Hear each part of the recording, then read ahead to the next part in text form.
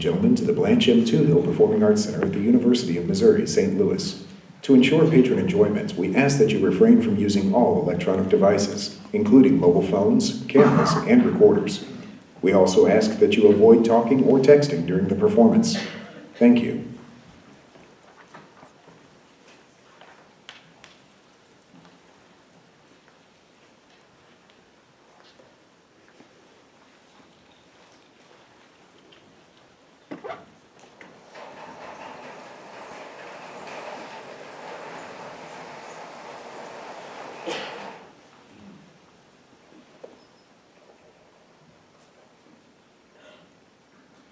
I remember the first time I was climbing up the ladder to put the Christmas decorations on the house.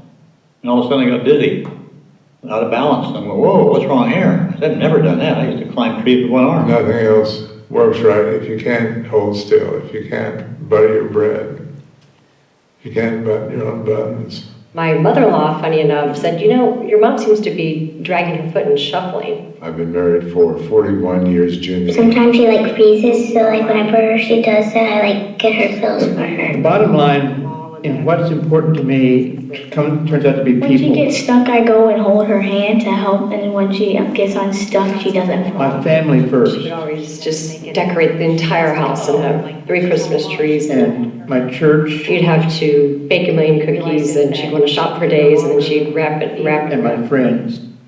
My name is Jan Parkinson. I was diagnosed with Parkinson's disease in May of 2005. I think my earliest memory was when my mother came home from the hospital after the birth of my brother.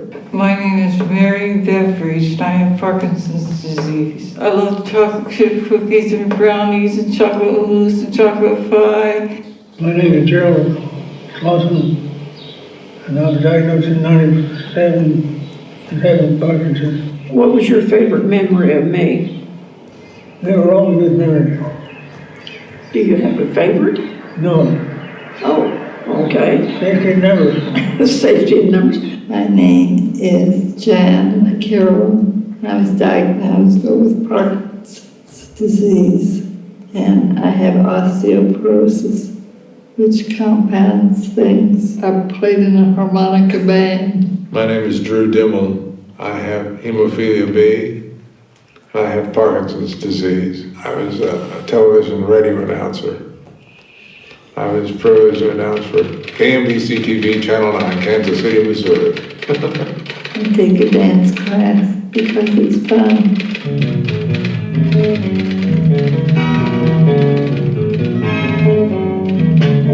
Even though you made me cry when you said goodbye, I will take you back into these arms of mine in your old time. Yeah, yeah, in your old time. Yeah, yeah. You took away my happiness, left me loneliness. But what I love you after you left me behind in your old time. Yeah, yeah, in your old time. Yeah, yeah, in your old time.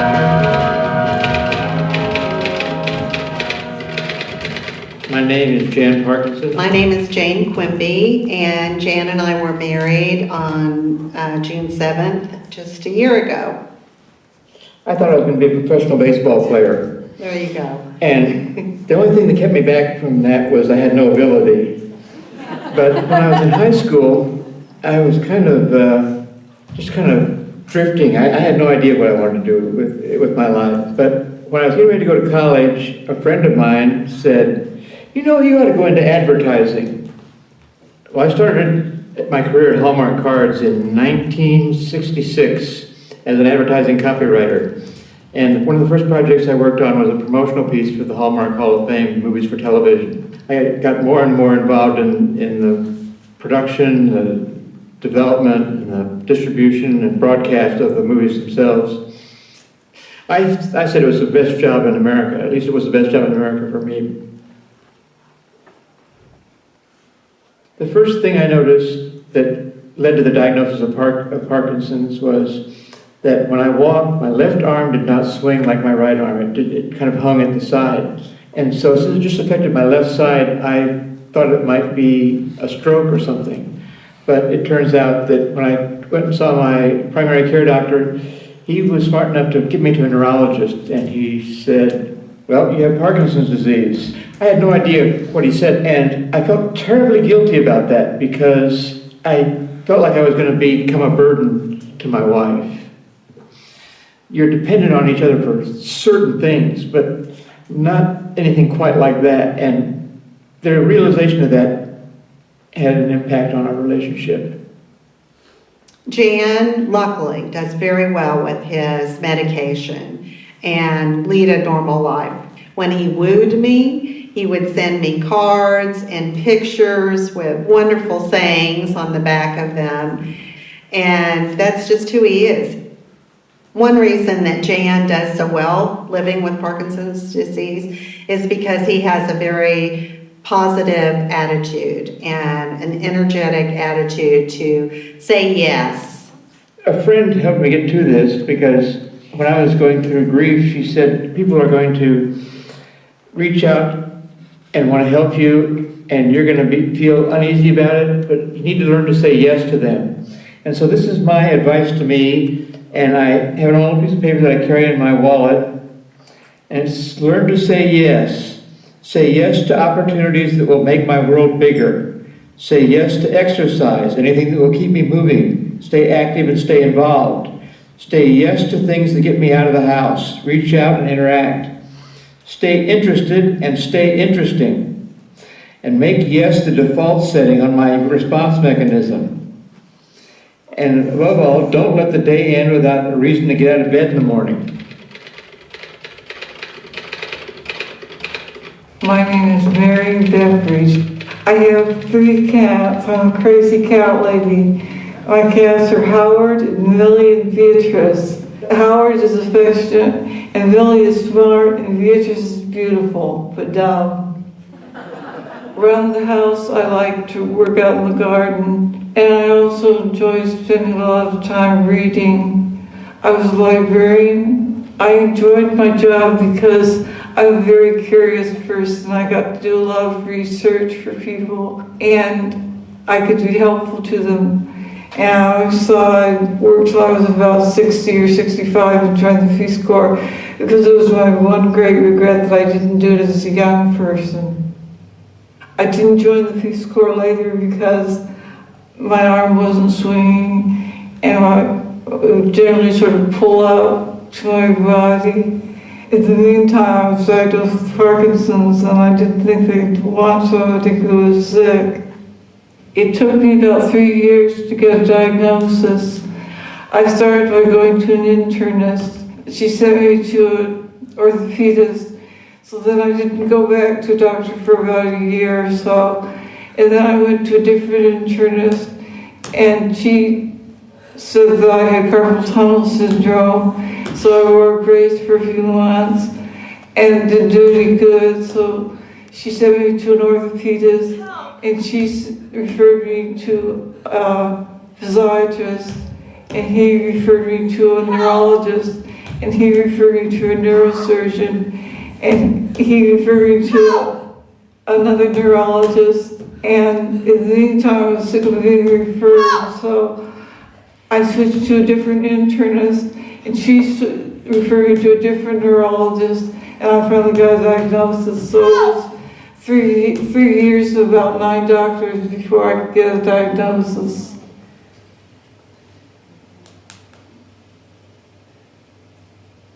The everyday tasks are the most difficult, are the small motor skill things like buttons and getting the money back into my wallet at the grocery store. I miss singing. I was never a very good singer, but I always enjoyed it. I sang in various choirs, and I sang in the shower.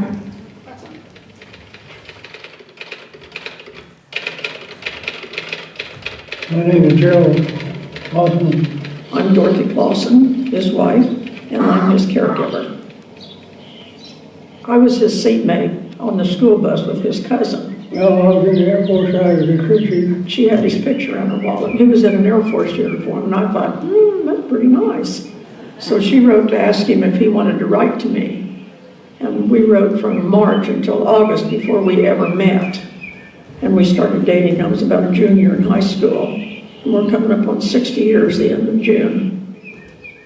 We graduated from square dance lessons in November of 1963. It's a great family activity. There's no drinking allowed. If you want to go out and have a beer afterwards, that's fine. But you do not come to the dance with liquor on your breath. And I do a lot of square dance sewing. I make a lot of square dance clothes. And I owned and operated Dorothy's Square Dance Shop in Argentine for 22 years.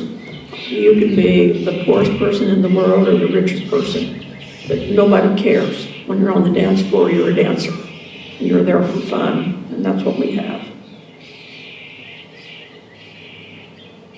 I got a twist here in the right hand, and that was an indication of Parkinson's. We were my cousins for the weekend, and she asked me, she said, does Jerry have Parkinson's? And I said, not that I'm aware of. But she had worked as a paramedic on the ambulance out home, and she saw his tremor, which I had not seen. And that was the very first indication that there was anything wrong. It's hard for him to dress. He needs help with some of his food. I thank God every day for their life that we do have. And I don't want to know what's down the pipe for us at all. I just will deal with it when it gets here. For the most part, our life goes on. We just got a few bumps in the road that we have to deal with. See what happens down the line. We'll just see what happens.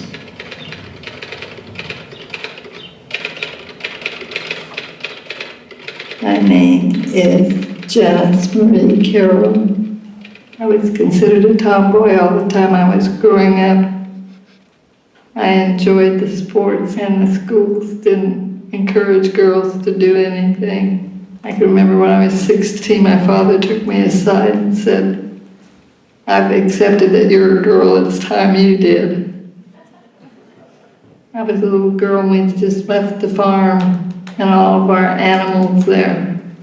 We raised collie dogs and stabled horses for people. And it was very upsetting to me to leave all those animals. But I got to California, it was a whole new world where I could go to the movies every Saturday and see Tarzan. My handwriting's never been very legible, but it got really bad. And I thought, this isn't right. So I saw a neurologist and she said that I had Parkinson's. At first I was terribly annoyed that she made a diagnosis without any tests or anything, but then she was proved to be true. I felt that my world had suddenly come to an end. Then I thought, no, it hasn't, because I can still do most of the things I like to do.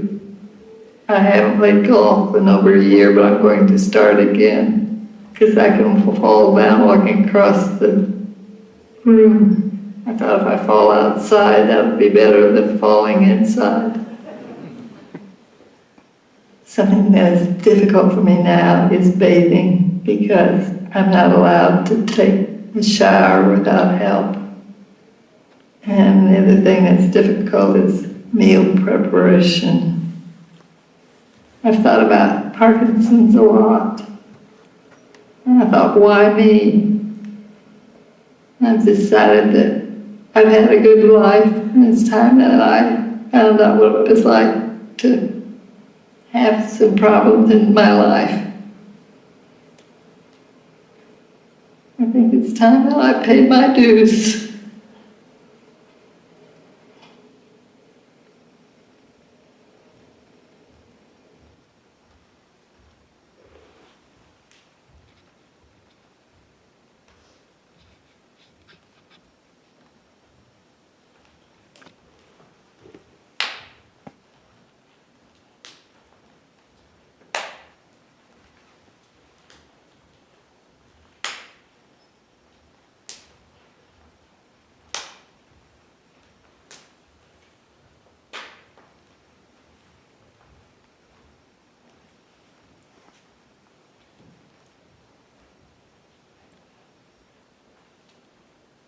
My name's Drew Dimmel. I've been married for 41 years, June the 8th.